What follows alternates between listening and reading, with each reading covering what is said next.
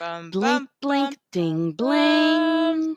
Ding, ding, ding, ding, ding, ding, ding, ding, ding, ding. Ding, ding, ding, ding, ding, ding, ding, ding, ding, ding, ding, ding, ding, ding, ding, ding, ding, ding, ding, ding.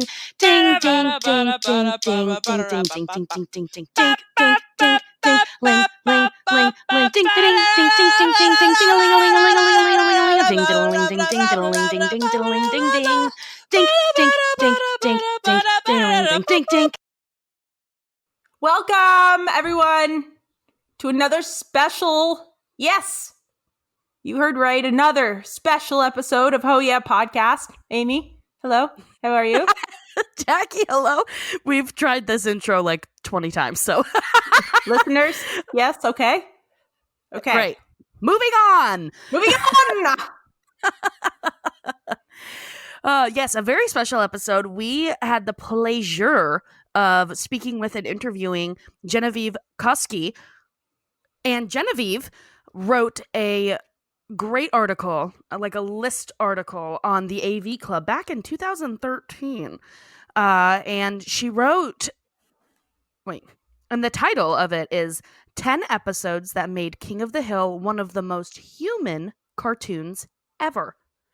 And I stalked her down. I tracked her down on the internet, sent a midnight email asking if she would like to come on the show and talk about her list, and we could go over it and discuss all these episodes. And she was down, and we talked to her about a week or two ago, and she was lovely, of course, and so insightful, and really just was a wonderful person to speak with.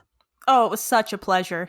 And what is so intriguing about this article is it's not a top 10 best episodes, or it's not necessarily a ranking of best or worst. It's 10 episodes that highlight what makes King of the Hill so human. One of the most, as it's titled, most human cartoons ever.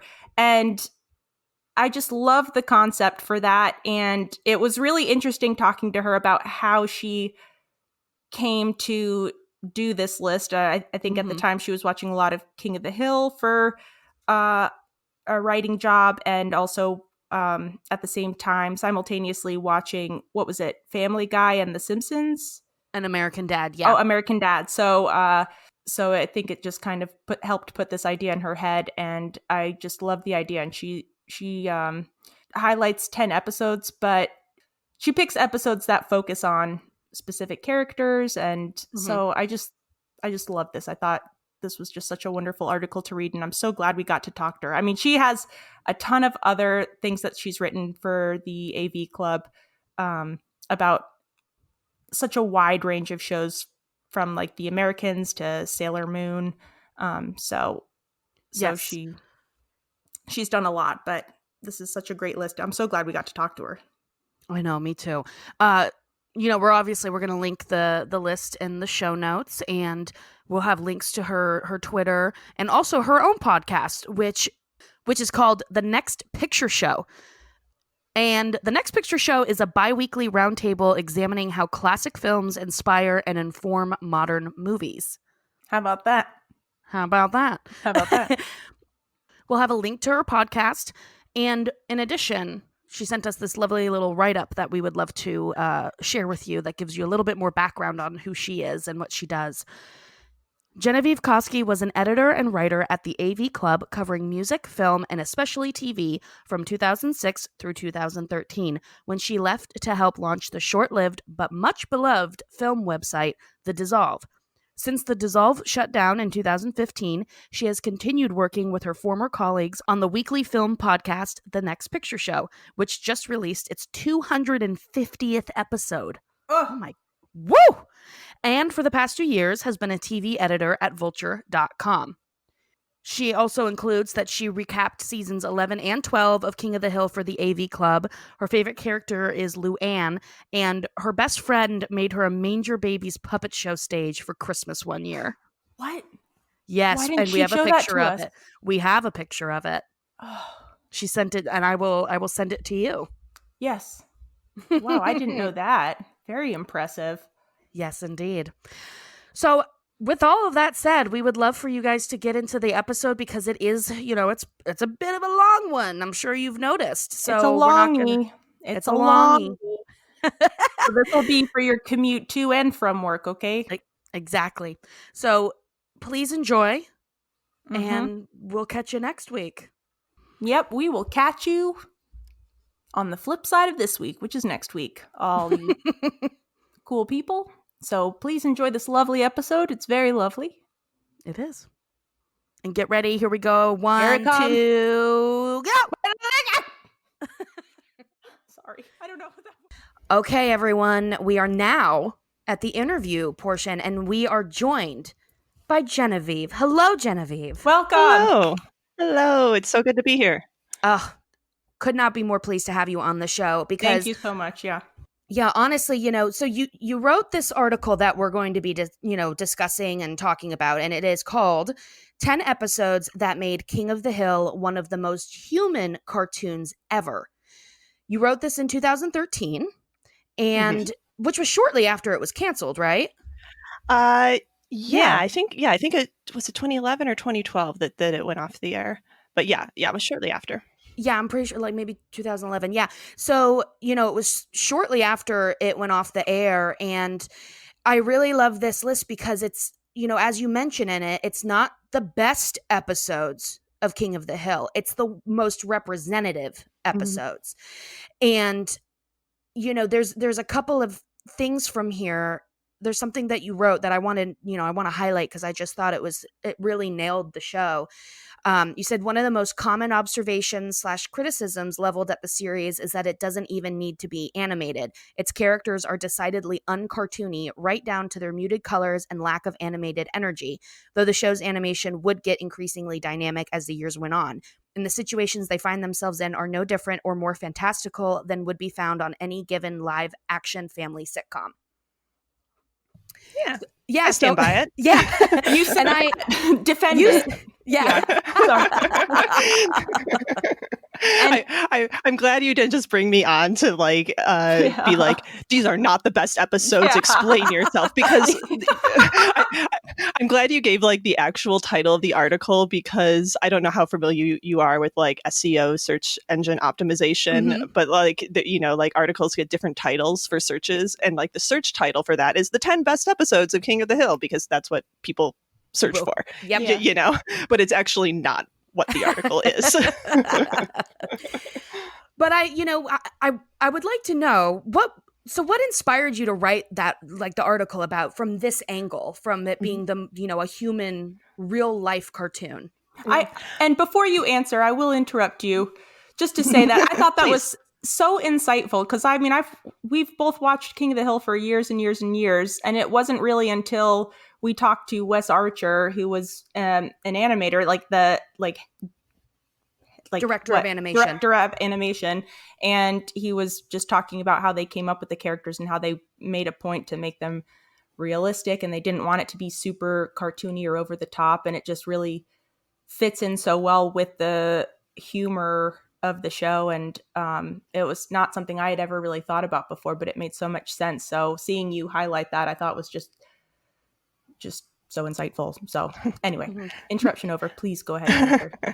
No, I thank you. And I think just sort of as a viewer and a critic, I'm almost always drawn to character first. It's just kind of my thing. I like character before I like theme or scenario or narrative even, but on a more sort of practical level, I think probably where my head was at when I started this article, and I should point out that TV Club 10 was a type of article that we did at the AV Club up for different series. So the idea of these are the 10 most representative shows, or the 10 most representative episodes, that was baked into what the column is.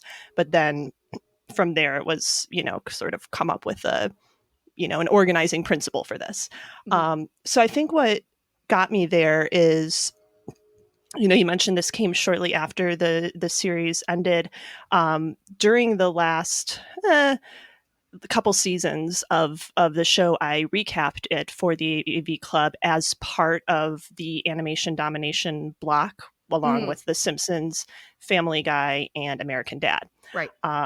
So, and it was like a one recap for all 4 shows, and I would talk about all 4 shows in one piece. Wow.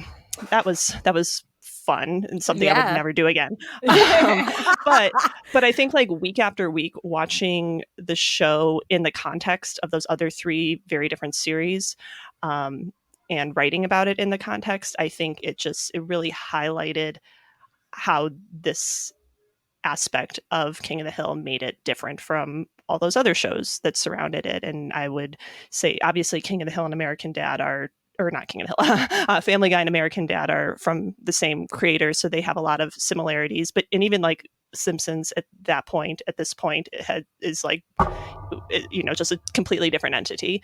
So, and they're all at that point much more cartoony, and I don't say that as an insult. Like I like all those shows to one degree or another, and I like cartoons very much. But just in terms of distinguishing what makes King of the Hill different from all of these other animated brethren, that just really stood out to me at that point.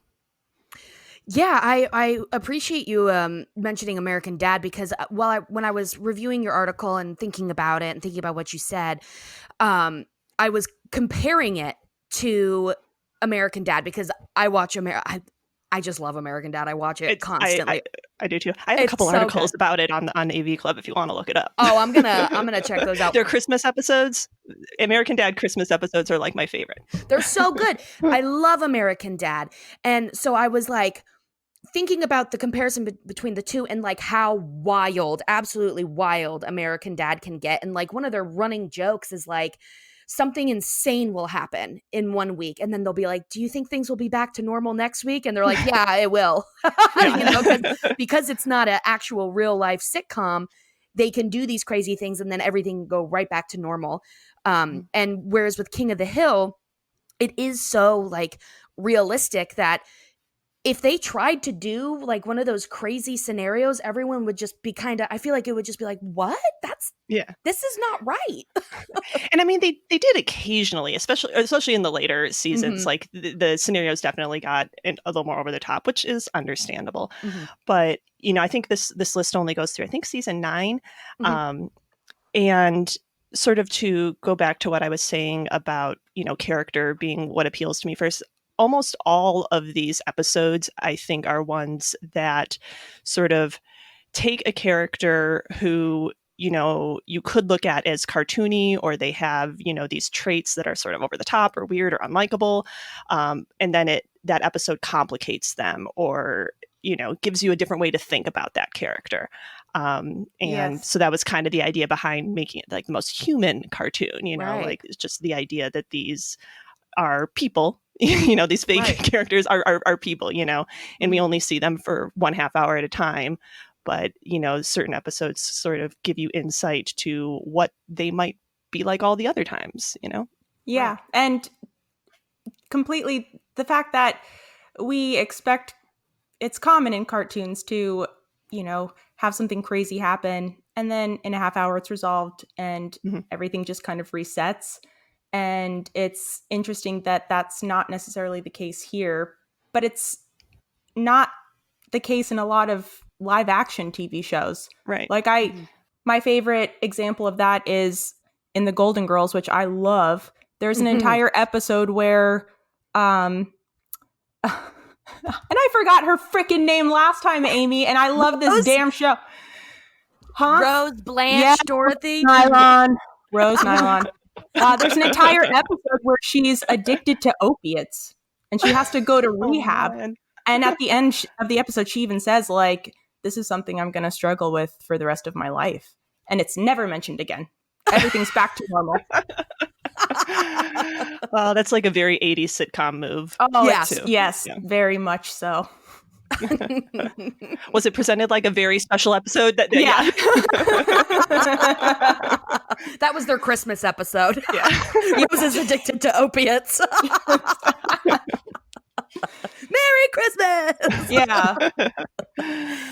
All right. So listen, I would love to get into the list. Okay. The list.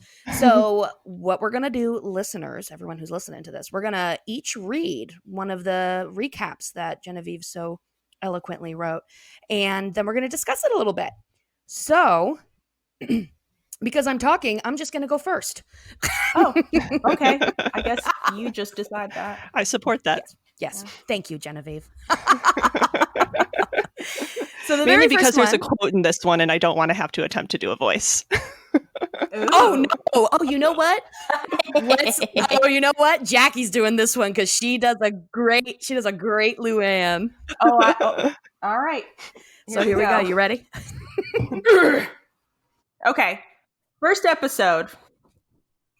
Season 1, episode 10, Keeping Up with Our Joneses. When Hank catches Bobby trying a cigarette, the old make him smoke an entire carton to teach him a lesson trick backfires wildly. Not only does Bobby get addicted, the episode causes reformed smokers, Hank and Peggy, to backslide, providing a nice glimpse at the early smoke-saturated years of their relationship in the process. A very horny time. Yes.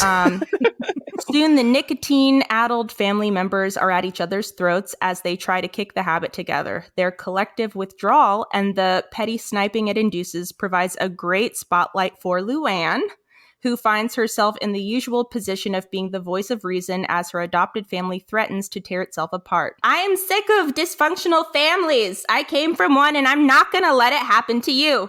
Function! Function, damn you! Her ultimate solution is straight out of the sitcom playbook, but it works beautifully, leading to a sweet, almost cinematic conclusion. Truly cinematic. Yes. Watching the cigarette blow away, right? Like, it's so good. Yes. Well done reading that, Jackie. So I love we're up to season 3 episode. I don't even know anymore. So a couple of these we've already reviewed on the podcast. And this is one that, I feel like it is a classic King of the Hill episode. And I love that you mention the early getting a glimpse into Peggy and Hank's early relationship. I loved that. Love seeing them at each other's throats. Luann, which Genevieve, you said Luann is your favorite character, right? Yeah, it goes back and forth between Luann and Bobby, but right I'm pretty sure it's Luann. I want to get into that in a minute here. But her being the one to like kind of help them and get them over it, even though they have been providing so much for her. It is a really great episode because, Hank fixes everything, right? So for him to be the one that's being fixed and taken care of is I just love seeing that. Yeah. And I like seeing the it's such a classic thing if we're trying to paint a picture of this family because it's still like, it's season 1, it's still early. The whole like, oh, I caught you smoking, I'm going to give you this old school punishment of you're going to smoke an entire carton. And to see that blow up wildly in their face really kind of nutshells the episode where it's like, this is what I understand to be like how things work, and have that like constantly be challenged, Hank's view of how things should be. So yeah, it's really just sort of interesting as an early model King of the Hill. Like all the pieces are there, the relationships are more or less how they're going to remain, but like Hank is a little different here, in the flashbacks certainly underline like we would get more and more flashbacks obviously as the series progressed, and Hank, like flashback Hank, kind of became his own character. And this is like a version of young Hank that we don't really get to see again, and Peggy for that matter. So but I do like it for like its suggestion that like the thing that defines Hank is he's uptight, right? But he's not that uptight here. He's just very conventional, I guess, is maybe the word. Yeah. Like later seasons Hank, I can't imagine would ever make Bobby smoke a cigarette. That's it's something that's definitely like out of the sitcom playbook, like I said, but it's not necessarily out of the King of the Hill playbook. So I feel like this is kind of an example of the show still getting its feet under it a little bit, but the relationships between all those characters, like the individual characters might change a little bit, but the relationships between them are, I feel like, really just sort of coming into their own, coming into fruition at this point. Right. Absolutely. Yeah. Great. Yeah. Well said. I think I was trying to remember how I organized this list, and I think I know I wanted to do it like basically one episode, a spotlight episode per character. And then I think this was kind of like spotlight on the Hill family as a single entity. Definitely. Right. Yeah. I do see that now with your list. Like, I'm thinking about the episodes that you chose, and I do see where you're like trying to spotlight each character. So that's cool. Yeah, I like that you also mentioned, it's not typical of Hank in future episodes. He would think making Bobby smoke a whole carton of cigarettes is not the way to do it. But this is like the early Hank, who's like more like conservative and very narrow-minded. I guess I can't really think of the word I'm looking for. He's kind of just like, I don't want to say toxic masculinity personified, because it does. In the next episode, we're going to talk about that. I think especially he has this sort of like masculine swagger type of thing that never really went away, but became a lot more subtle. So I think it's the show is maybe leaning a lot more into the sort of like Texan man archetype here. Yeah, I would agree with that. Genevieve, you want to do the next one? Sure. Yay. Next up is Halloween, Season 2, Episode 4. The Hills are a church-going, God-fearing family, and while King of the Hill occasionally played this for laughs, it tended to be better when pitting Hank's no-nonsense belief structure against religious hypocrisy and zealotry. See the great Season 8 episode Reborn to be Wild for another classic example of this. Halloween puts Hank in the unusual position of being anti-religion, the hysterical evangelical version of it anyway, when it threatens his beloved Halloween in the form of Bible-thumping Junie Harper, played by Sally Field, who accuses Hank of being a Satanist for supporting the devil's holiday. This is a prototypical Hank versus the idiots plotline, but it gets extra mileage out of the template by putting the impressionable Bobby and Luann on the side of Junie Harper. Hank's eventual reconciliation with his son is much more satisfying than his saving Halloween, and the fact that he does both while wearing a child-sized devil costume makes it even better. So good when he dons that outfit. Yeah. It's delicious. As I was reviewing these, I was kind of suspecting my past self of just like really latching onto specific images or even line readings as being like justification for why this episode needed to be included. And I do think that Hank in the devil costume may have pushed this one over the edge. Yeah.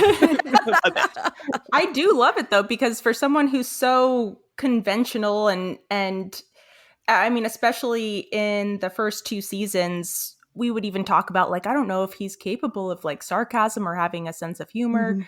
And for him to love Halloween as much as he does, that he's willing to put that over possible religious beliefs is, I think it really challenges your expectations of Hank. I mean, there are so many conversations you come across online, especially like now during the election, where it's just like, what would Hank do in this situation? Who would he vote for? Or like, how would he handle this situation? And everyone thinks they know. Yeah. And I feel like if you put this out there, people would be like, oh, Hank Hill would hate Halloween. He would think it's asinine. But it's nice to see that kind of like being challenged a little bit. Yeah. And I think something that's going to come out in this discussion is I really admire and respect voice acting. And I thought you were going to say Satan. Well, I thought that was a given. But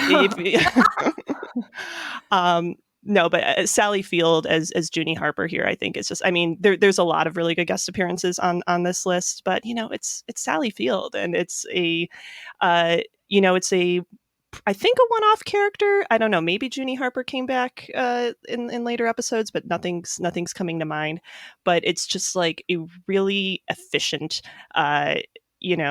character, like in terms of just like setting up conflict, not just with Hank, but with Luann and Bobby. And she has some really funny lines. And yeah, it's true. there are so many guest stars. I think it even came up when we were talking to Ashley Gardner recently. She does the voice of Nancy Gribble, and she was just like, God, there were so many, like it felt sometimes like that they were just trying to get people on. It didn't matter what character they did. And it's true, some of them are just like judge number 3, you know, at a beauty contest. But like this is definitely one that stands out. Like even a year after we talked about it, I think we had some kind of Harry Potter crossover episode, and I was just she came to mind right away when we were talking about Umbridge, Professor Umbridge. Oh, totally. And I Absolutely, was just like, Sally Field, like she just stands out. She really nailed that part. And it's a, you know, I love seeing like Hank be kind of like, I won't say naughty, but like he, you know, he like TPs her house. Yeah, he TPs her house. He, you know, brings Bobby along to like egg it and TP it, and like it's something that you wouldn't expect from Hank, and also wouldn't expect him to love Halloween so much, and also to be like, you know, what are you talking about? There's nothing wrong with Halloween. It's not satanic. Like, come on, get over it. As opposed to being, you know, a little bit more on the religious side of it. Like, oh yeah, I guess it is kind of evil, right? You know? So I, you know, it's great seeing Hank a little bit different. And just one other like small thing about this episode that because I've been like kind of putting them on in the background this week just to sort of refresh my memory. And one of the just little like grace notes of this episode that I thought was worth mentioning is when they do a couple of flashbacks to Hank and the boys as kids trick-or-treating. And the first one is like a pretty quick and subtle nod to the Peanuts. There's like a Peanuts type score, you know, and a ghost costume that's a little, you know, reminiscent of the Great Pumpkin. But like, that's all. It doesn't like, it's not on the nose. It doesn't extend it any further. And I feel like that's just like really representative of how King of the Hill would engage with other pop culture. And again, that's sort of informed by watching it next to Family Guy or American Dad or even Simpsons, you know, later on that, well, Simpsons always really, that just, you know, they hit those referential beats really hard. And here it's just like, you know, it's just like, it's a nod. That's all it is. It's like, and I like that. I appreciate that. So true. There's nothing heavy-handed about it. And it kind of fits with the satirical nature, with the dry humor, where like those types of things make you feel like not everyone's in on the joke, but I'm in on the joke, you know? And to have like those like little subtle references too are kind of exciting when they're not so heavy and you're just like, I caught that. All right. I'm going to read the next one. I didn't realize I was going to read this one, but I'm excited because it's one of my faves. It's one of my favorite episodes. All right. The next one is And They Call It Bobby Love, Season 3, Episode 2. Bobby has a solid claim on the title of King of the Hill's flat-out funniest character, much of which can be attributed to Pamela Adlon's Emmy-winning performance, a highlight in a series full of top-shelf voice acting. Very true. But he may never be funnier than when he's heartbroken. Bobby's fanciful, sensitive nature makes his first foray into puppy love endearingly awkward, and when he woos his lady love by intimidating a crotchety Jewish man, it makes his heartbreak, well, heartbreaking. But his eventual triumph over that sorrow is where Bobby really shines, consuming a 72-ounce steak in front of the vegetarian older girl who dumped him. It's a perfectly King of the Hill style victory and remains one of the best scenes in the show's history. Rightly so, And They Call It Bobby Love netted King of the Hill its sole Emmy for Outstanding Animated Program. Should have been so many more, but it really should have. It really should have. But this episode, so as I said, it's one of my favorites because I also love voice acting. I'm always so blown away by people who are good at it. And Pamela Adlon is top shelf. And her voice acting in this episode, particularly when Bobby is sobbing and doing the, you know, what are you talking about? You know, and sobbing and just so sad. It is heartbreaking. It really truly is. And I'm just like, that poor baby. He has no clue. Well, first of all, it's going to be way worse when you get older, honey. But, but he's just so heartbroken and sad. He's laying down topless on the floor with his face in the carpet, listening to bad music. I mean, it's one of my favorite episodes because, you know, it's really just a great Bobby episode, excellent voice acting, and it's funny and it's sad and triumphant at the same time. I don't know how she does it. I no idea. I know. Yeah, there's like precious little video of Pamela Adlon doing Bobby Hill out there, but there is some, and it always just makes me so happy just watching Bobby's voice come out of her, because it's like it's a full character, you know.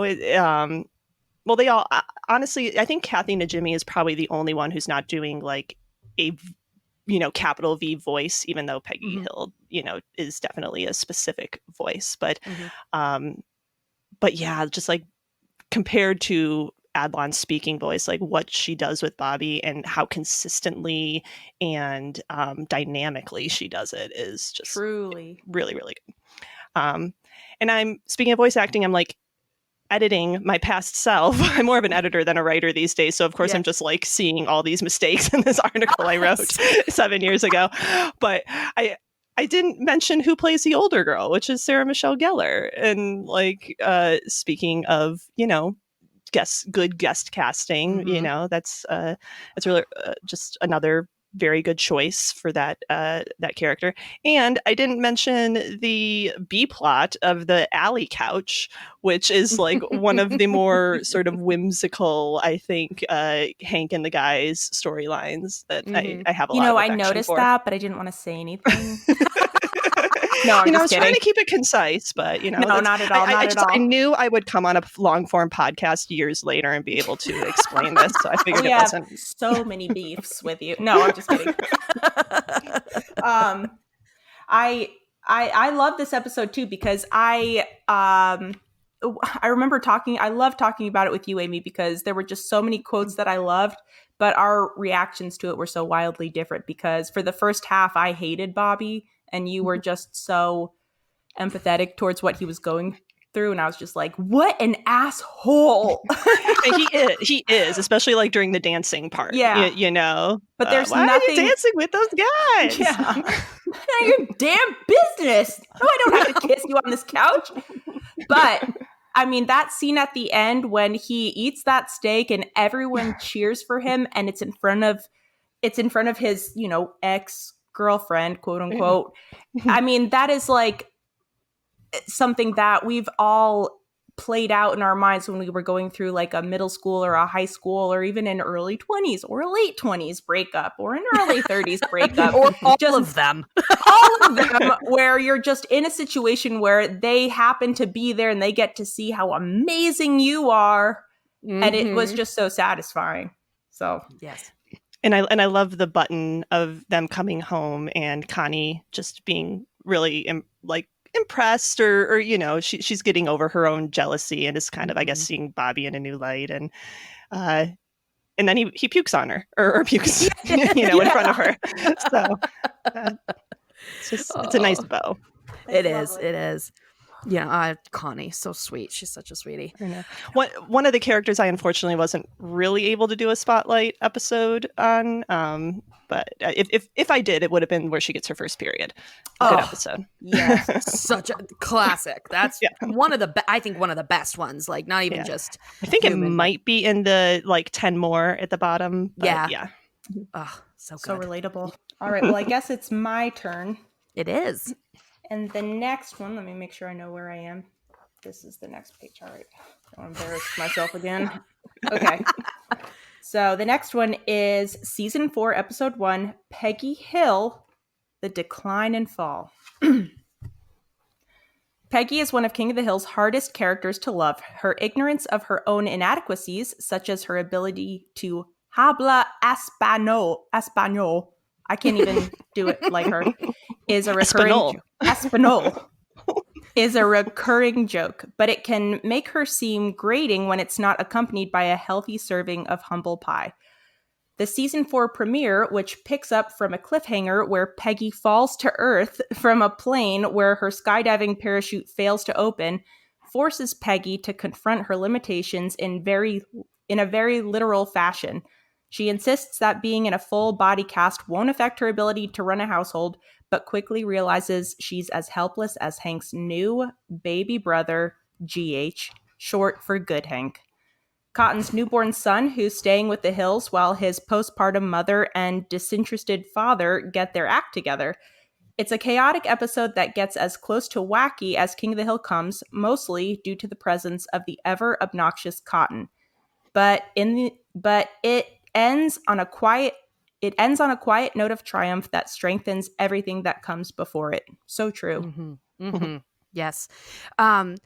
With this one, you say like this is as wacky, it's kind of chaotic, and it is. There's so much that happens. First, we have to find out, did Peggy die? Like, did she actually die? So, okay, so now we know that Peggy is alive, but she's in a full body cast. And, so there's that whole part. There's this incredibly, honestly, I can't wait to talk about this episode on the, full length, because the postpartum depression piece of it is so interesting that they added that in there. And I think really smart. And I admire that because it's an important topic. But that's in there. There's Cotton freaking out about he doesn't want anything to do with the kid. He freaks out that he even has it. Hank is trying to take care of Peggy. Peggy's trying to be her usual like superhero self that she thinks she is, and she cannot do anything. She's being fed by a bottle. Oh, that bottle feeding scene. Oh, poor Peggy. Poor thing. But you're right. So we call ourselves a pro Peggy podcast because, we know that she's one of the hardest characters to love, but she's also incredible. She's a menace, but she's great. She's so good. So you're right. Like, she does think that she's overly confident, but she almost always gets some humble pie. Yeah.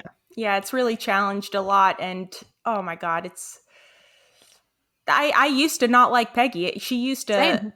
And Dale too. And now they're maybe my two favorite characters. And she used to bug the shit out of me. But even when I couldn't stand her, seeing those moments, it's like a lesson in empathy, Mm-hmm. Like watching Bambi's mother die. Just like trauma, a lesson in trauma. Yeah, I mean, there's a lot of like different flavors of trauma in this episode, and it doesn't, try to hammer too hard on any of them. It just sort of like presents it up, like, look at all the different ways this family is suffering, but in a funny way, Yeah. Oh my God, they blew up in a megalomart, like, and then go ahead. I forget, was it this episode or the I think it was the last one we discussed where Luann still like had no hair from the megalomart explosion. Like, talking about how characters sort of like actually change and grow over the course of this over this series. Yeah, we had like a Luann hair watch while we were doing this. Like, we'd be like, her hair is still short. They didn't just have it grow back all of a sudden. It even has like a growing out phase, where it's like kind of short but not too short, and then finally it's back to normal. But that's an example of how they like keep things consistent. Mm-hmm. Yeah, and I guess I'm sure we'll talk about Cotton a little more later, but this is just like Cotton at his most difficult. Yes. I don't know how recently you've rewatched the episode, but like the reason that he is rejecting his son Good Hank is because the child's lactating, which is I guess a very normal thing for newborns, but Cotton sees it as the sign that he's possessed or a demon child, and it's just like it's so over the top, again kind of going back to it being a chaotic episode, like but the fact that there's so much going on, it's such heightened emotional stakes across the board, but then it ends on this absolutely beautiful quiet moment of Peggy rocking Good Hank's bassinet with her toe, and like it's she gets to be the mother, because the whole episode is sort of about her perception of herself as excellent mother. She even has a line to the effect of like, I'm known for being a great mother, you know? Yeah. This being Peggy, probably to no one but herself. But, everyone talks about it. Yeah. But so having, you know, I'm blanking on her name. Is it Debbie, Cotton's wife? Dee Dee. Dee, thank you. You know, and having Dee Dee sort of on the going through this own sort of motherhood experience, it's just where neither of them can really function as mothers, but for entirely different reasons. Oh my I think it's just a very sort of smart parallelism there. You just blew my mind. Yeah, you did. Oh my God. You know, I do this for a living. Well, mine's well. I can see why. You know, I actually got goosebumps when you were talking about that quiet moment that it ends on. Like, it is beautiful. Like, Hank's in the yard screaming at Cotton, and Cotton's yelling back. The baby GH, which also another like unbearable moment from Cotton, just a straight fuck you to Hank. Yeah. God, but then, you know, and the baby's crying, and then all of a sudden it goes quiet, and they're kind of like, oh shit, what happened? But you come in and you see Peggy, she's crying, she's so happy and pleased because she got the baby. She's just with her one little toe that's not in a body cast, rocking GH back and forth to sleep. And also I do love that Bobby had to be the caretaker of GH, and he's just like being run ragged by it. Yeah, and when like he's had enough of it, he's like, I am a 13-year-old boy. He's like, don't bother me again unless it's for dinner. Yeah, I'll eat, and that's all I'll do. All right, next up is Season 4, Episode 16, titled Movin' On Up. The relationship between Hank and Luann is one of King of the Hill's most reliably affecting, with Hank's reluctance to be the father figure Luann so desperately needs, forcing them both to grow a little as they struggle to understand each other. In this episode, Luann chafes against Hank's overbearing house rules, moving out of his den into her own place across the street, where her insufferable roommates soon force her into the role of reluctant house dictator. Luann is probably the character who changed the most over King of the Hill's long run, and this is a watershed moment in both her personal growth and in her relationship with Hank. It's also a great showcase for Brittany Murphy, who was nominated for Annie for her voice work in this episode. Again, I just really like voice work. I can't help it. I mean, oh God, Brittany Murphy though. Yeah. Incredible, really. Incredible. And it's this is the episode where at the end she and Hank like have a beer together, right? Yep.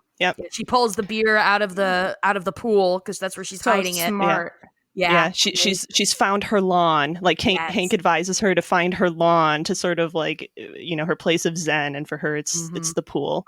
Yeah. Cleaning the pool, right? Yeah. I really do love the relationship between Hank and Luann and how it grows and changes. And I agree so much that Luann is definitely the one who changes the most throughout the series. She grows into into a woman, you know, she's a teenager, and she's very ignorant, and she's naive, even though she's had like a traumatic childhood. But as she grows, she really becomes her own, but without ever really losing that childlike nature. But for her and Hank, you know, against each other, in whatever way, they always end up coming back together and like having a level of respect for each other. And I love to see that. Yeah, I haven't fully appreciated their relationship until I started rewatching it for this podcast. But I think we made the point in an earlier episode, maybe the first one, where Buckley dumps her, and they're kind of forced to bond. But they have kind of had similar childhoods in that there was a lot of chaos, and maybe they weren't nurtured enough. And they are totally different people, but are able to connect in all these different complex ways. And I have really come to appreciate Luann's character, and she really does grow so much. It's crazy. And of course, Brittany Murphy is. And again, sort of just the narrative or the parallelism of this episode of sort of turning Luann into Hank, like, almost literally putting her in his shoes, but, by giving her these terrible roommates, and so the scene where she realizes I've become you, and Hank, of course, doesn't process that, how she meant it, because he never processes what she says, how she, like, that's sort of their, their inherent tension is they just like can't communicate effectively, but at the same time, it's a study in empathy, and in this case, it's mostly coming from Luann toward Hank, but in doing that, as I said, sort of it pushes Luann to, she levels up as a person, Definitely. but in her own way. It's not Hank doing it for her. It's her kind of coming to the realization for herself, the growth she needs to take. Yeah. Also, this has a really good stinger quote that they, at the end of the credits, they'll sometimes do a quote from the episode. And I didn't mention it in the blurb, but the Hank and the boys, they want a clubhouse. Like, that's what they wanted, the house that Luann moves into. So they end up turning Hank's den into the clubhouse, and they're playing Truth or Dare. and Dale goes truth or dare, and Bill immediately goes dare, and then just like split second, like not even a pause, Hank just goes ugh and leaves the room. and it's the sort of thing that, like, me describing it, if you haven't heard it, I understand that it's not funny, but it's just a really good example of how like well paced the dialogue is sometimes on this show. So that's a good one. I love that they're playing Truth or Dare. That's so classic of especially those three. Of course they would play Truth or Dare. Like, might as well just make it spin the bottle too. Yeah. Oh, so good. And yeah, just one last comment on that. I like that you mentioned, Luann does come to her own conclusion, and like it kind of becomes Hank, but she learns her own way of dealing with things and that Hank doesn't fix it for her, So she's empowered. She is empowered, and she was. She even Hank was like at the very end. He's like, if you need some light to study, because the lights go out, right? Like she paid her bills, but the roommates didn't pay theirs. So she's like, no, I'm not worried about it. I paid mine, so. I don't need, because he says, oh, if you need to come over and study or use our light, that's cool. And she's like, no, I don't need it. I've got my own. I've got my own system. So she like figures it out for herself. So smart. So smart. All right. My turn. Okay. This one is, I don't want to wait for our lives to be over. I don't want to wait. Okay. And it's season 5, episode 3. As the show went on, King of the Hill gave spotlight episodes to Bobby's 2 closest friends, Joseph Gribble, the half-American Indian offspring of Dale's wife and her masseuse, whom Dale assumes is his biological son, and Connie Sufanusimphone, the overachieving Laotian girl next door who was Bobby's girlfriend for a time. But this episode centers on them as a trio, as they lurch uncomfortably together into teenagerdom. Sparked by Joseph returning from summer camp 6 inches taller and with a new manly voice, Bobby finds himself suddenly feeling immature and out of touch with his best friend. The two of them engage in some teen soap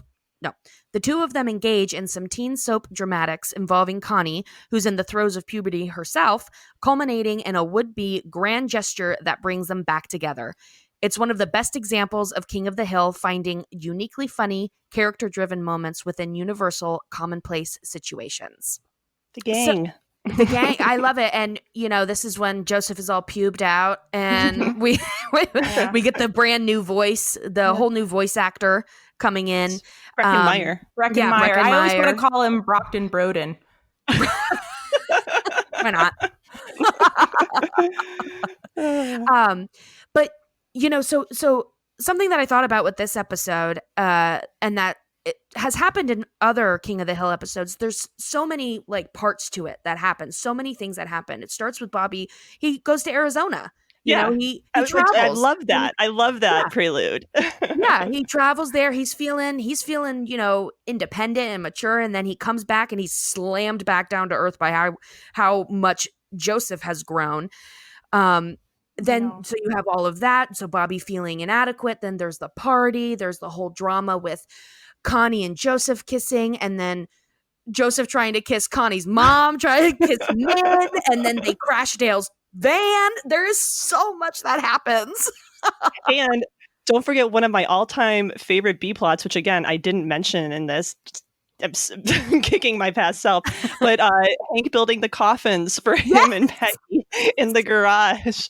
Oh, I love their relationship in this moment. Yeah, and they're just sipping champagne or like in their eating pizza in their coffins, like a dream. Really, goals, I guess. Yeah. Hashtag goals. Yeah, relationship goals. I mean, yes, and I love the way that they do this drama. It's not overdone. It's not like unrealistic that Bobby would feel, jealous and immature and, jealous of Joseph. And then Connie kisses Joseph, which, that happens, especially during that time.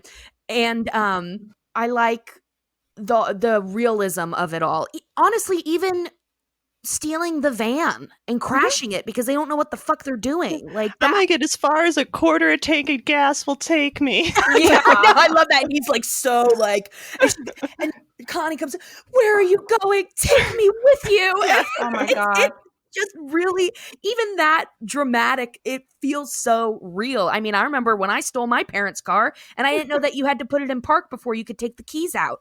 So one where you had to like push it. Like, yeah, I tried to push it up the fucking drive, a giant Beamer trying to push that up the driveway with my friend. It didn't work. Finally, it took just taking a car, not knowing what to do with it, crashing it. Thank God I didn't crash it. But, them doing that is, I just think it's so realistic to me. Yeah. And at the same time, I mean, we already talked about the title, which is a obvious reference to Dawson's Creek, which is, would have definitely been on the air at this time. Oh yeah, I'm sure. Yeah. Season 5, yeah. So I think just like you talk about Joseph, like acting so manly in the van, like it definitely feels like they're projecting they're living out their ideas of what teenagers should be and should do, and at the very end, there's this sort of, grace note of, must have been teenagers, but yeah, it's sort of like engaging with, I guess, the tropes of teen drama, the love triangle and the girl next door and all that, does it well. Yeah, I was very unsympathetic to Bobby in what was it? And They Call It Bobby Love. I was very unsympathetic. I was like, he made up this entire relationship. Like he has I don't feel sorry for him 1 second. But this is one where it's like seeing your best friend and like your girlfriend. It's just my heart broke for him in this episode, truly. But it also reminds me of one of the fan theories that we talked about where there's one like very dumb it's dumb a dumb fan theory where they are proposing that they're positing that Bobby is actually dead by this point and everyone else is going through puberty but he never does. That's true. It's nice of you to say that. True, yes. That is interesting. Right. I think I will have more wine. That is a thing that happens. Bobby never does grow up. Really, Joseph is the only one who, at least changes in appearance. As previously mentioned, Connie has her period. It's referred to in this episode. And alongside just an absolutely devastating line that Connie says to Bobby of, you wouldn't understand, you're not there yet. Yeah. Just just so diminishing, and he's already been brought so low by Joseph's emergence. And he's older than Joseph, and he's been through this experience in Arizona where he kind of gets a faux bar mitzvah type experience. He gets his pen and pencil set. you know, so he's riding this high of like, I'm a man now, and then he gets home and everything he's presented with just, you know, takes that away from him. I know. It's yeah. Even It's at the hard for poor restaurant, they're like, Bobby, order from the kids menu while you still can. As he just comes crashing back down to earth immediately. And then, like, you know, the one thing he has over Joseph is that he's a ladies' man. Like, he has a girlfriend and he knows how to kiss and he knows how to, like, woo women. But even that goes terribly wrong. It backfires on him because, you know, he tries to show Joseph how to, like, kiss a girl with Connie, and she's just like, what the hell are you doing? And that starts the whole, you know, love triangle where Connie ends up kissing Joseph. And so it's just another thing that just completely backfires on him. And the one thing that he thought that he had is now gone. Yeah. All right. I'm up. Yep. Hank and the Great Glass Elevator. Season 5, Episode 11. King of the Hill had a lot of fun torturing Bill Dauterive, the brilliant Stephen Root, oh my god, over the years, but Hank and the Great Glass Elevator might be the steepest of his many falls from grace. First, it pairs him romantically with one of King of the Hill's greatest stunt casting guest stars, former Texas Governor Ann Richards, playing herself. Then it brings his verbally abusive ex-wife Lenore, Ellen Barkin, woof woof, to throw his happy relationship into a tailspin. This is a great example of Bill being his own worst enemy. Oh, he's stuck in a cycle of drama, truly. But it also provides a glimpse at the root. Stephen Root, sorry, I'm going to stop. I didn't even realize what I did there, but I did it there. No, I see what you did. At the root of his issues by finally revealing the much discussed, but to this point never seen, Lenore. The Peggy Bobby subplot where they indulge in some charcoal adultery while staunch propane advocate Hank is out of town is a fun example of King of the Hill in a sillier mode, and it's a nice counterpoint to the emotional awkwardness of Bill's romantic mess. Oh, what? Just Bill. So much baggage. God, Bill. Classic episode with Bill just self-sabotaging, of course, you know, just, and you're right, the steepest fall from grace because Ann Richards, a governor, was willing to sleep with Bill. I mean, come on, man. He's trapped in a cycle of depression and chaos, and that's his norm. He can't allow himself to have happiness because that's outside of what he understands. It's so sad. Yeah, like Bill is also one of the very hard to love characters, but at the same time, like, he's so pathetic that you can't really hate him, Right, you know? absolutely. And what I liked about this episode, because there are several episodes that sort of like dig into what makes Bill tick so erratically. But, you know, like getting into Lenore is like, there's an earlier episode where he like he puts on a dress and he just like has Pretty a total dresses. breakdown. Yes, that one. And I feel like you need this episode to sort of like retroactively explain his behavior in that episode, and honestly his behavior all over the series. You need to see Lenore. And I mean, Ellen Barkin, obviously she's amazing, but also like compared to like Junie Harper, you know, that's another just sort of like one character or one episode character that is sort of like set up just to create conflict. Like, Lenore is so much more just evil. Like, she's terrible, you know, so manipulative. Yeah, if I have a complaint about this episode, it's that it just goes a little too hard on how bad Lenore is. Like, I could have used just like a little beat to humanize her in relationship to Bill, or like to kind of give her side of it, you know, but she's just like a terrible person, and you know, that's fine. There are terrible people in the world, but yeah, she's really terrible. Oh, she really is. She's really bad. She's so manipulative, and but you know, he's You mentioned like you can't really hate Bill. Bill hates himself enough for everyone else. We don't 100%. Need to hate him. He is pathetic. We do rag on him pretty I know, hard and on the podcast. I reflect on that too, where I'm just like, Bill is unbearable in this episode. But that's what depression, like severe depression and anxiety is. It makes the person difficult to be around because that's it. I mean, like it's part of it. I always, after the fact, I'm always just like, oh, I should have acknowledged that that's like part of the cycle that he's caught in. I do feel bad, but he can be difficult. I mean, to be around. Yeah, you don't. I don't think this episode is like asking you to like Bill. You know, like I said at the top, it's just sort of like complicating his character in an interesting way, and it's giving you this other level of understanding of Bill. And it doesn't mean you have to suddenly like love everything he does or even like everything he does, but you understand a little more why he does it. Yeah, I think that's useful for the rest of us in real life when we have those relationships where it's like I can be empathetic to, I can be understanding of like why you are the way you are, but I can also not like it. Yeah.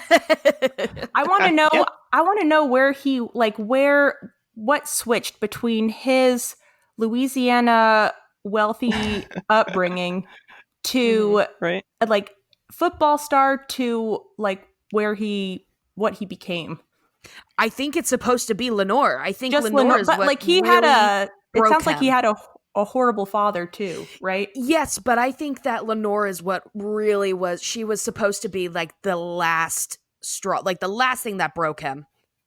You know, once she was gone, he was never the same. Like he was predisposed to be this way, and then she was like the trigger. Yeah. Oh, Bill. I think so. Speaking of awful fathers. See? Oh, my favorite. I can do a segue too. Yeah. But first, I do want to also mention that I do love the Peggy Bobby subplot where they're like in a deserted parking lot, like with the charcoal, the charcoal grill, just like, oh my God, this is so good. Washing their clothes. Yeah. He has a nose like a bloodhound. I know, so good. All right. Now I guess I'll talk about Cotton. Although great episode. Okay. This one is Returning Japanese Part 2, Season 6, Episode 22. Cotton, a World War II veteran who lost his shins in Japan, is an obnoxious, petty man who spews spite in every direction, but especially toward his son. Thus, it can be a little difficult to enjoy or connect to stories involving him and Hank, who inexplicably craves his father's approval. The second part of the two-part Season 6 finale doesn't quite make Cotton likable, but it does humanize him a bit, a trend that would continue through his death in the penultimate season. The revelation that Cotton fathered Hank's older half-brother with a Japanese war nurse is a characteristically outlandish development for the character, but it's more interesting for the effect his new son's rejection has on Cotton, as well as Hank. Hank's characteristically reserved attempts to bond with his similarly uptight half-brother are charming, and Cotton's theatrics for once feel believable, if not quite justified. Plus, there's a lot of the hills go to Japan goofiness, including Bobby's cute flirtation with a girl over a Dance Dance Revolution style game. I love that. The hills go to Japan. It makes me think of the Brady Bunch going to Hawaii. Yeah. Yeah, unexpected choice for a King of the Hill destination episode, but you know they earn it with the setup, and like in hindsight, I don't know why I only did part 2. Like I feel like I could have been. Maybe I was just like too concerned with like the rules of the column, but like I feel like having watched it in isolation, this is really like a 2-part episode to get the, you know, because the episode opens with the revelation of Hank's brother, and you know, everything that comes before. There's a lot more sort of the hills go to Japan fun before in the first part.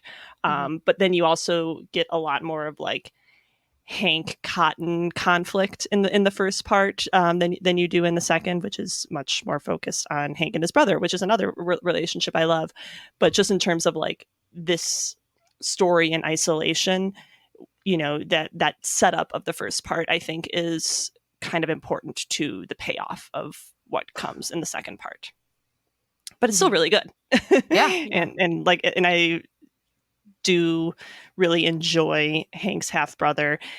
You know, looking back, some of the cultural jokes are maybe a little easy, but you know, that is certainly not unique to King of the Hill, and the sort of family sitcom goes to visit another culture, you know, paradigm. But yeah, I don't know. Cotton's hard. You know, like I felt like I had to include him in this list. He's a character I never liked, if you can't tell from how I wrote about him here. But yeah, I'm curious if you guys have ever warmed to Cotton. No. If anyone has ever warmed to Cotton. No, Nope, never. That's no, the thing we go off on him. Go off. He's so polarizing because any discussion board or Facebook or Reddit group, it seems like the majority of people, like, you like Cotton. That's what you're supposed to do. He killed 50 men. He doesn't have shins. You like Cotton. He's a man's man. But I think he's a monster. And I think that he was just, I don't know what his upbringing was like, but he was incredibly abusive to Tilly and to Hank. It's amazing that it's a testament to Tilly that Hank's as well-adjusted as he is, which he basically doesn't have a urethra because he's so tense and stressed out all the time. But I try not to rag on him too hard. There have been moments that I can give him credit, like how much he loves Bobby. He hates Hank so much, but he seems to love Bobby at least more than he hates Hank, to the point where he's willing to admit that Hank's a better father. But but yeah, we've talked a lot about him possibly fathering other children as well. I don't know. I'm rambling now because I hate him so much.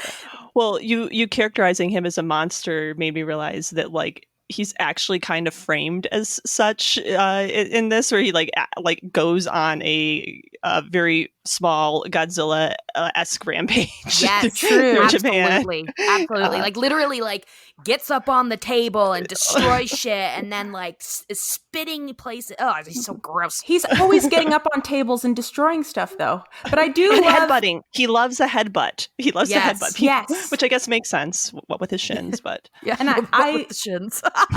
Earlier in your article too, you compare him to Bob. You like draw parallels between him and Bobby and their relationships with Hank, and I just thought that was so interesting because Bobby's so sensitive and Cotton is just so violent and abusive, and yet they are the same height and they are both very important relationships to Hank, and they also love each other so much, which you would think that Cotton would be like, what the hell is wrong with your son, you know? But right, yeah, he has no issues with Bobby. He loves Bobby unconditionally.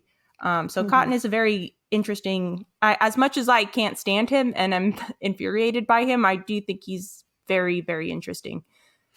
Yeah, I agree with all of that. And also, you know, you asked, did we have either of us ever warmed to him? And ultimately, no. But this episode, you know, he when his son, which of course I can't remember his name right now, but I cannot. Like Ichiro or something. Ichiro, something like that. Yeah. Ichiro, when he, you know, says, you know, I accept you as my father, I would like to be friends with you. Like, he finally chills out, and it humanizes him in the way that, like, he's so hurt and rejected that he like loses his mind, right? But another episode with Cotton that is one that's a little bit like easier to warm to him is when Peggy is in a wheelchair, and he, you know, he's an asshole, but he really motivates her to get up and moving. And he's not such an unbearable asshole that it makes the episode difficult to watch, but it's just enough to stay true to his character, but also,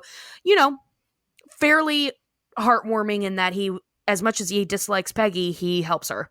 Even if he's kind of torturing her. He could torture her endlessly, but he somehow channels it in a way that it helps her. Right. So, right. Yeah. Listening to you talk, Jackie, about Bobby and Hank and Cotton, made me think about how they kind of exist on this spectrum of hardness to softness, male hardness to softness, when Hank's in the middle, and he's kind of he's got it coming from both ends. Bobby is, much softer, to put it very, generally, than Hank is comfortable with. And Cotton is much harder than Hank is comfortable with. And I think having them being in a scenario with both of them, I think just kind of puts him in the situation of being pulled between these ideas of masculinity and fatherhood and all this male stuff that I don't really have a personal connection to, but I think the series does a good job of sort of teasing out through those characters. Definitely. Yeah, absolutely. That's what I was picturing that in my mind. I was picturing a devil and an angel, but I think a spectrum makes so much sense. Yeah. And the fact that they're the same height, I never thought about. Yeah. And they look alike too. So yeah. I don't know what that had to do with anything, but they do look alike. And of course, I do love the subplot of Bobby and his Dance Revolution girlfriend. Yeah. Very cute. He's a charmer, that Bobby. Girls love him. I think one thing though about that episode that will always make me irrationally angry is when they reveal that when the hotel room is actually much bigger and they've been staying in the same room. Yes. It makes me so mad every time. I'm like, you fools! Same every time. He's been sleeping in a dresser drawer for days. For days. Oh my God, it makes me so mad when I see it. Just irrationally angry every time. I'm like, you dumb bastards! But it's sort of a good encapsulation of the dumb American abroad, just complete failure to understand the cultural differences that they're facing. Absolutely. And isn't that part of it too, where Peggy's just no, this is the spaces here are smaller. That's how it is. She thinks it's like a micro hotel or something. Yeah. All right. Okay. I don't know whose turn it is now. I think it's mine. Oh, okay. Great. Oh. We are on Season 8, Episode 1, Patch Boomhauer. Boomhauer is another King of the Hill character with a tendency to hit only one, or at best two notes. His just a side of comprehensible speaking style, courtesy of Judge himself, and his womanizing make up a good 90% of his punchlines. Patch Boomhauer shows another side of Boomhauer by bringing in his brother Patch, voiced by Brad Pitt doing his best Boomhauer impression, revealing him to be engaged to Boomhauer's great lost love, played by Laura Dern, which I didn't write here, but I feel needs to be acknowledged. Mm-hmm. Yeah. As Dale puts it, it's like if the Russians landed on the moon before we did and then married it. The love triangle creates a rift in Boomhauer's friendship with Hank, resulting in one of the few occasions where Hank's forced to admit he's wrong, which is nice to see every now and then. It's a good example of King of the Hill operating almost entirely outside of the Hill family circle, something the series could do very successfully when it focused on the bond between Hank and his friends. Yes. Great episode. And I can't believe how well of a impression that Brad Pitt does, because it is very hard to do. But I really loved, because Boomhauer, very true. One note, that's his joke, is that you can barely understand him and he's quiet, right? Mm-hmm. But this is a whole episode about him, and I think it might be one of the only ones, except that's about him, besides the one where he falls in love with that woman, that lady jogger. But right. Yeah. So you finally get to see more of who Boomhauer is. He's still a womanizer. He's still unintelligible, but he's had an actual relationship. He wasn't always just a womanizer. He was in love with someone, and he has a brother, which is crazy. He's got a bro. And so true, saying that it is really good sometimes to see Hank admit that he's wrong, because that doesn't happen often. And I love the way he does it, because he realizes he's so mad that Boomhauer lied to him about hiring these strippers / prostitutes for Patch's bachelor party. And then he realizes, like, actually, Boomhauer never lied to me. He hasn't. So I'm going to ask him. I'm just, and so he asks Boomhauer, and Boomhauer says, no, like, I did not hire them. And Hank's like so relieved. He's like, oh, thank God. And he just he takes Boomhauer's word for it, because that's the person Hank is. That's the person Boomhauer is. And that's what their relationship is. And he doesn't need to provide more proof than that. Right. And I think that's really kind of sweet. Yeah. It's a good friendship moment.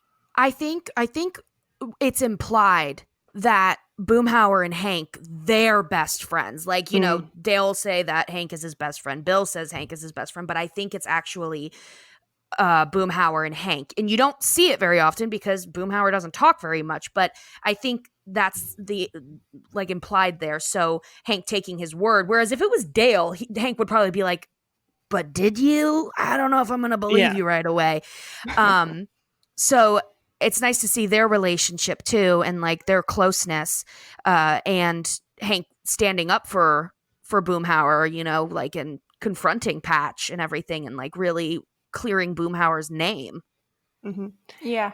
And going back to the last episode, how we were talking about, Cotton as this sort of amplified version of Hank, that kind of reveals Hank's, relative softness.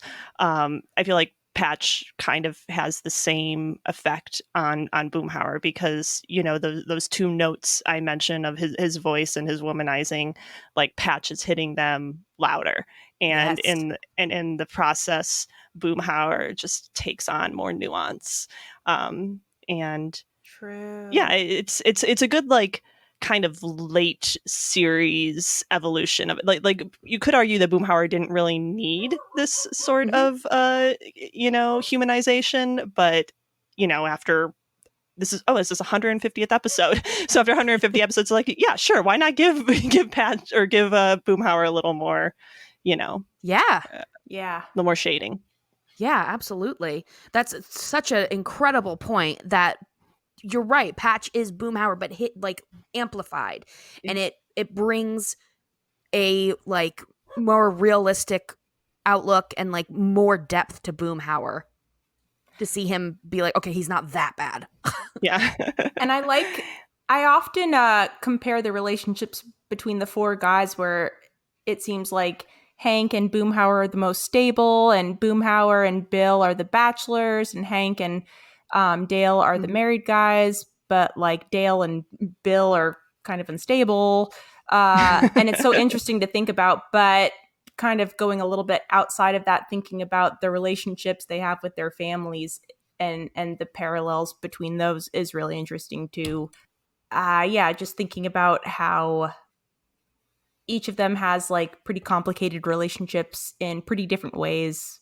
Dale's father, you would think that Hank would have such a complicated relationship with his own father, and then we meet Dale's father, and he's this gay rodeo person, extremely sensitive and loving.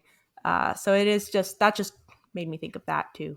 But yeah, I love anything to do with Boomhauer, and I'm a speech pathologist, so a lot of the kids I work with I just can't understand, and so I use a lot of Hank's responses to Boomhauer, where there's one in particular where Boomhauer was just going off and you couldn't understand a single thing he said, and then Hank's just well, that's what we tell ourselves, isn't it? And the amount of times I say that to 7-year-olds who are just blah, blah, blah, blah, I'm just yeah, that's what we tell ourselves, right?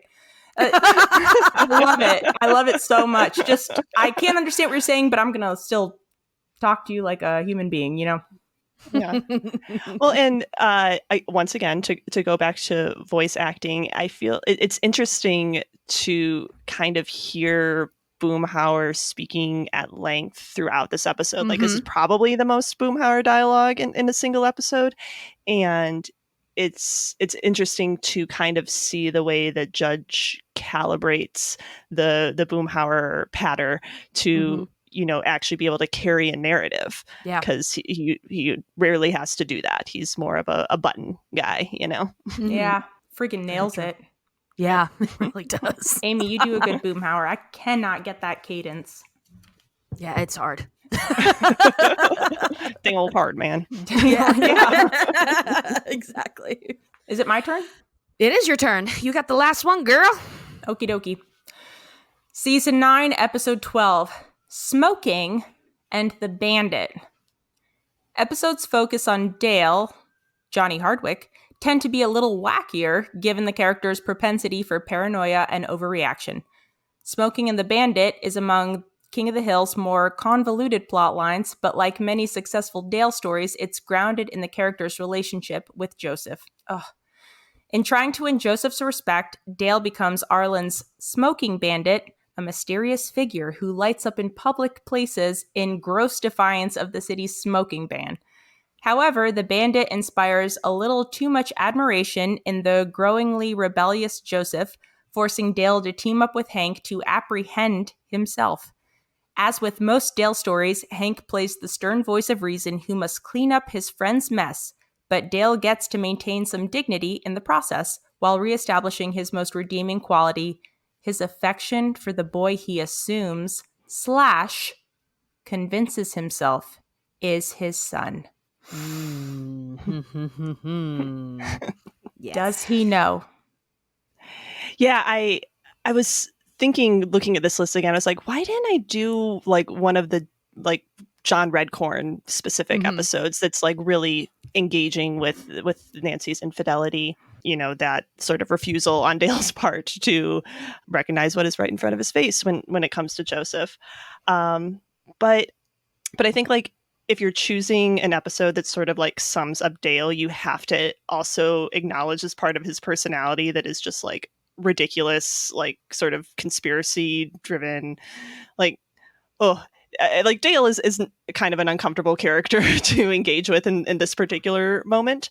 But I feel like this is an example of that part of his personality that is, not too troubling. Whereas like his gun club stuff, for example, I say as I hear gunshots outside my house, is maybe a little more, like I said, troubling. I bring it up all the time, but he's literally tried to drink Hank's blood. Yeah. No, I mean, he is a psychopath.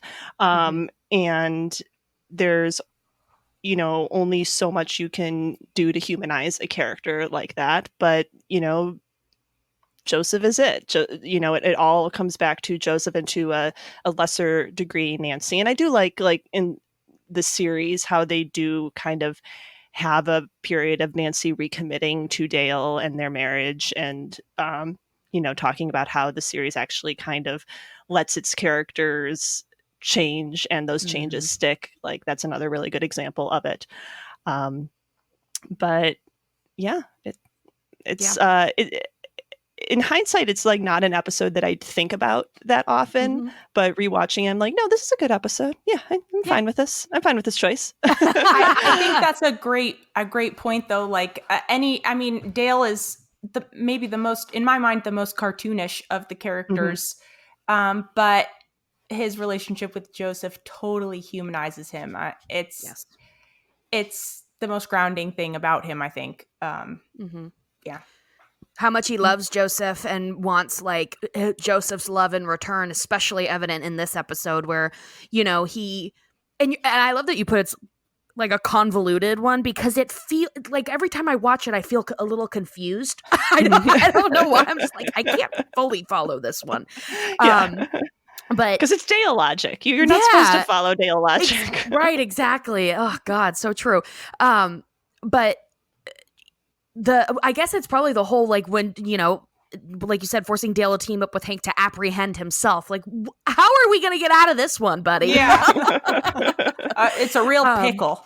It's a pickle. So, you know, it's one of the later season episodes where Dale wants the respect of Joseph, because in the earlier seasons, Joseph and him are close. They, you know, they get along, they're friends. But as Joseph gets older, he gets more rebellious, as in the one, you know, you mentioned John Redcorn, one of the later season episodes where Joseph starts to hang out with like a rough crowd, and they're gonna like fucking kill a panda bear at the zoo. And God. I forgot yeah, about that and one. Dale I forgot joins about that him too. Unbelievable. Yeah, and Dale's like, yeah, you should do this because then you'll be part of the cool crowd, and convinces himself that he's Native American. And it's kind of crazy, but it's one of those episodes where it's like Dale trying to be like Joseph's friend, trying to like get Joseph's respect, which he only kind of does. And, you know, I do love, Jackie and I mentioned this too, that we love that you put assumes/convinces himself that Joseph is his son, because I am of the belief that Dale deep down knows that Joseph is not his biological son, and Nancy has cheated on him. For how paranoid he is. Yeah. Yeah. Well, there's another episode, and I'm blanking on what it's called, but it's the one where Dale convinces himself that Joseph is like an alien. Yep. You know, Yep. which you know, thinking back, may have like been a better one for this slot on the list, but I also haven't revisited it recently, so you know, maybe there's something else that I didn't, because I did rewatch the entire series before writing this list. I just want to say I did my due diligence. But yeah, I think like that episode really engages with like where Dale's head is at in regards to Joseph, and you know how far he's willing to go to convince himself that what is right in front of his face isn't the thing that's right in front of his face. It's as close as he's gonna get, probably, without fully losing his mind and taking everyone with him. Yes, and drinking all of their blood. Wow, what an incredible list! Oh, thank you. A wonderful list. It was fun to go back. Yeah. Can I just real quick mention like a few characters that I didn't really get to spotlight in this list? Please, that I would have do. Like if it had been a top 15, I would have, you know. I think Khan is probably the big oversight here, probably purposely, because Khan is like a problematic character. It's hard to approach that character knowing that it's voiced by Toby Huss, but at the same time, I love that. That's another one that I've really come to appreciate. Yes, so much. It probably would be the Country Club episode if I had to pick one. Yes. For him. Also, this list cuts off at season 9, which I think was before Lucky, voiced by Tom Petty, came on the scene. But you know, Lucky was a really nice late series addition. Yeah, I definitely, you know, and also Lady Bird.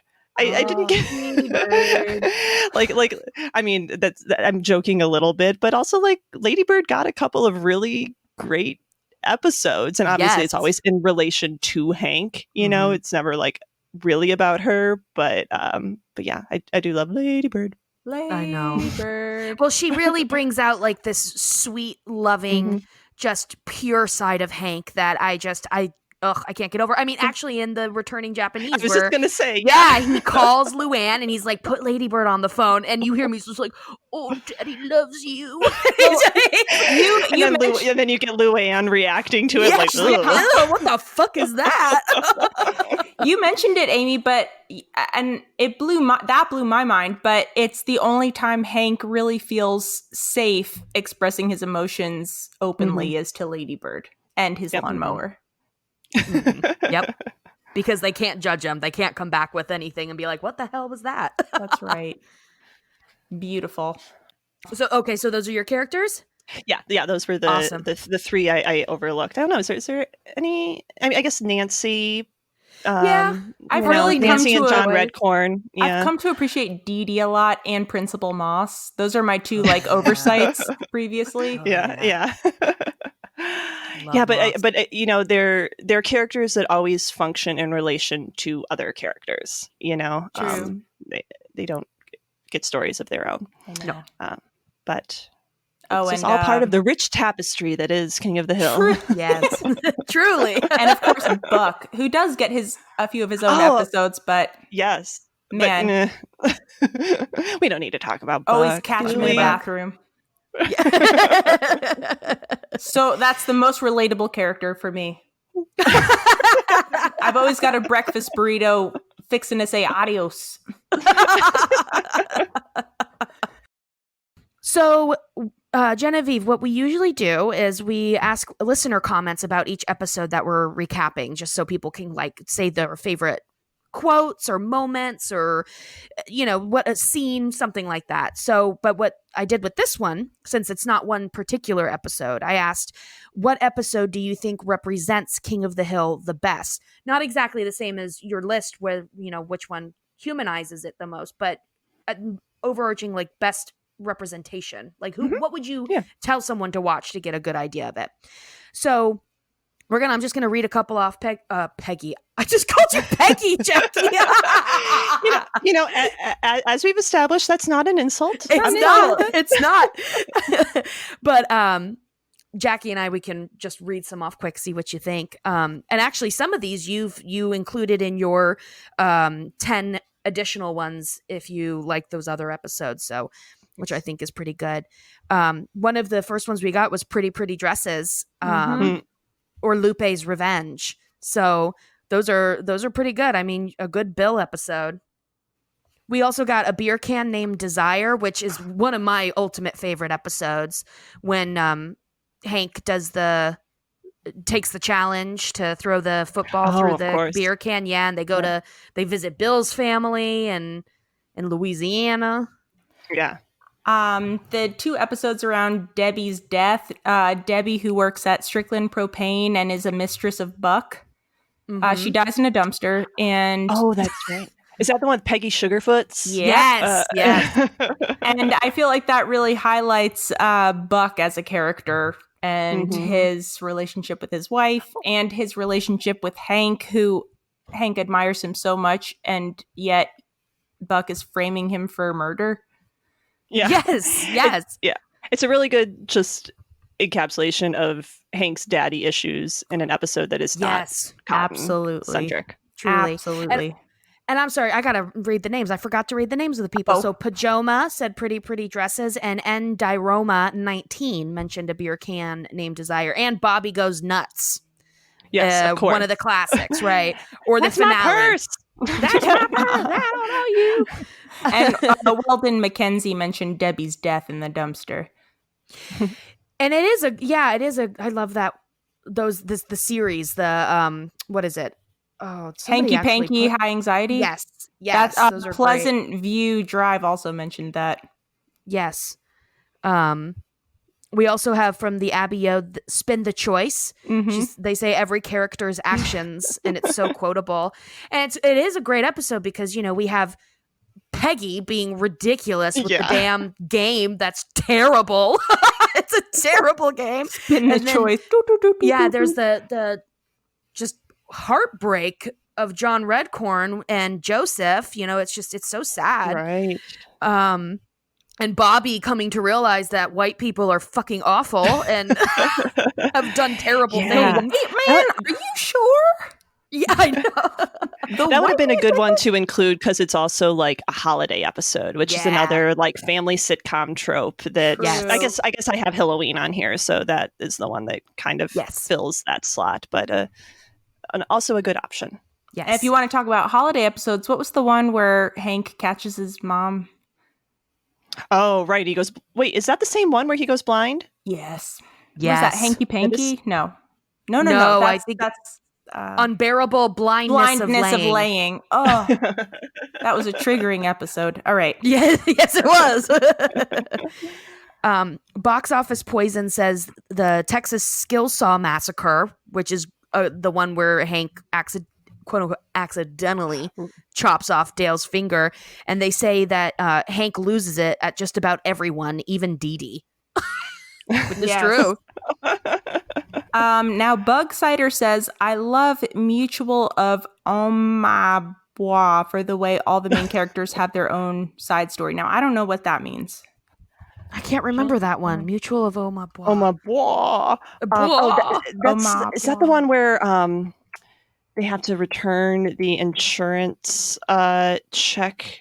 Yeah. Oh, yes. I think you're right. The insurance check doesn't go through, and Hank freaks out. Right. I think I want to fact check myself. Yes, that is the one. And so yeah, that's like where. Like Peggy and Luann are like trapped at a rest stop because they can't go anywhere because they're uninsured, and and Bill and Boomhauer are just like doing increasingly insane, dangerous things, and that is a good ensemble episode. Such a great example too of like everyday, mundane, boring things just being turned into an episode. Absolutely. Right. Like the simple fact that Hank didn't send off the insurance check turns into the alleyway lighting on fire. Arbitrary and Delicious says, ironically, I think it might be Dogdale Afternoon. Ooh. That's one that I love a lot, and also would have filled the Ladybird slot that I right. That's Ladybird is involved in that one. Am I? Or no. That's the shooting one, right? Oh, where he ends up in the clock tower. Yeah. The clock tower one. Okay, sorry, I was confusing it with a different one. But yeah, interesting. Sorry, what was the reasoning for that one? What did they say? They didn't give a reason. Oh, okay. Yeah. Well, but somebody else says it's a very Texas episode. You know, like it's nodding to Texas history, and Arlen is a character here. And I think it really highlights Dale's insanity, where this is an episode where maybe he's not even fully losing it as much as he does in other episodes, but here he is in a clock tower with and he's surrounded by police with like armed police, and then Bobby has to talk him down, right? Hank does. Oh, that's right. He asks, he's like, I want Bobby to shoot kill me. him. Because Bobby's a great shot. Yes, he is. Yeah. And Bobby's just, okay. Okay. So, I guess all right. I guess I'll do it. But you know who else mentions Dogdale Afternoon? And they say for pure comedy is Ryan Film Lover says that. And then Ryan Film Lover also says for comedy and heart, Hank's Cowboy Movie, which we just recently talked about that one. And it does have a lot of heart. It's a great ensemble, as you said. Yeah. It's got everybody in it. And that's another like kind of Arlen episode. Yes. Yeah, it's all about Arlen. Yeah. If I had to pick one, I think I really like Hank's Dirty Laundry, the one where he gets put on that porn video list. Is that? I don't think that's the first time. Is that the first time we meet Rusty Shackelford, or just like the most? Oh, it might be. Wow, what a good memory! I think it's around. If it's not that one, that's got to be the second one. But that's a great. I do love Rusty Shackelford. Yes, just as a phrase. It's, mwah. Rusty I know, what a name. Yeah, so good. I think one of my favorites, I think I'm going to go with is, and you put this on your, the 10 more list, is Dances with Dogs, because I love it's one of my favorite episodes. I love Ladybird, and I love Hank in this episode. I love to see him sweet, and it's so sweet when they have the little cowboy outfits on, and Ladybird's got her cowgirl hat, and it's just so precious, and it's just one of my favorites.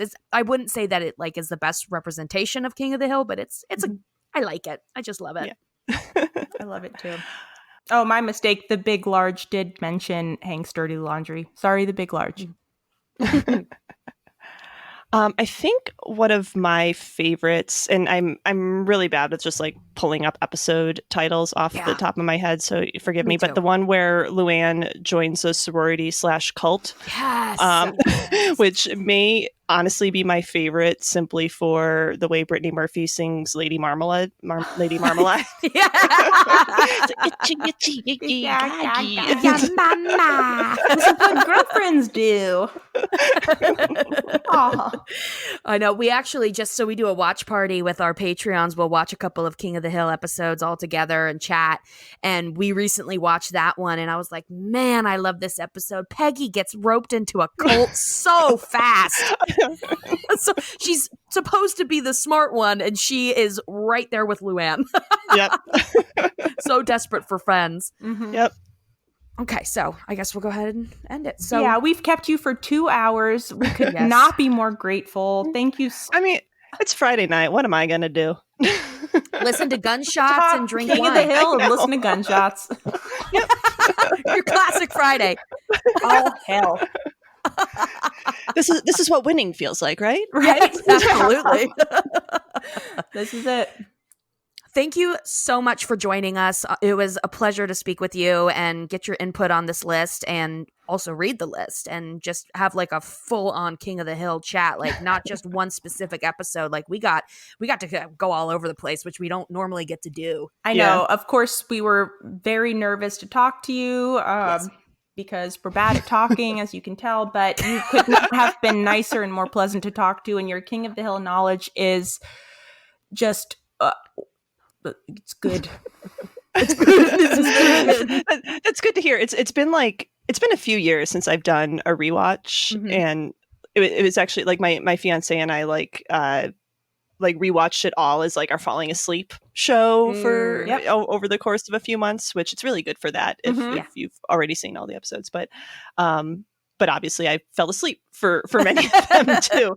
So I was kind of like, oh, do I still like have all this in my brain? And you do. Sure do. So I was nervous too, but I got enough. I can fake it. The internet helps.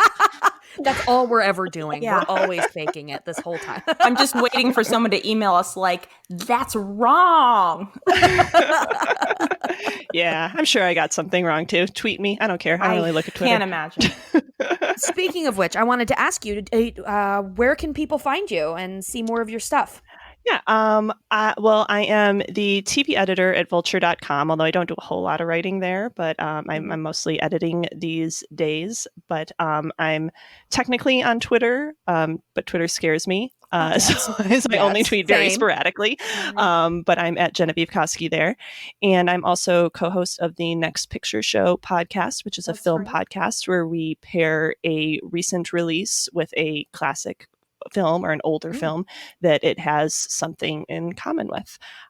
So we right now we have episodes out about David Byrne's American Utopia paired with David Byrne's True Stories. So that's sort of an example of the sort of pairing that we do. And yeah, the Next Picture Show. Awesome. Check it out. Go check it out. I was just skimming through like all of the articles just on the just on AV Club. I mean, it covers everything from The Americans to Sailor Moon to Unfinished Business. I was at the AV Club for like almost 8 years. I wrote a lot. It's just everything. Mary Tyler Moore, like everything. Bob Newhart. I mean, there's a lot of TV. So much TV. But a lot of TV. I mean, Bob Newhart. I love Bob Newhart. Who talks about Bob Newhart? But yeah, anyway, sorry. I will give a tip of the hat there to Emily Vanderwerf, who was the TV editor at AV Club during my time there. And she, was a big proponent of sort of bringing classic television discussion to the AV Club.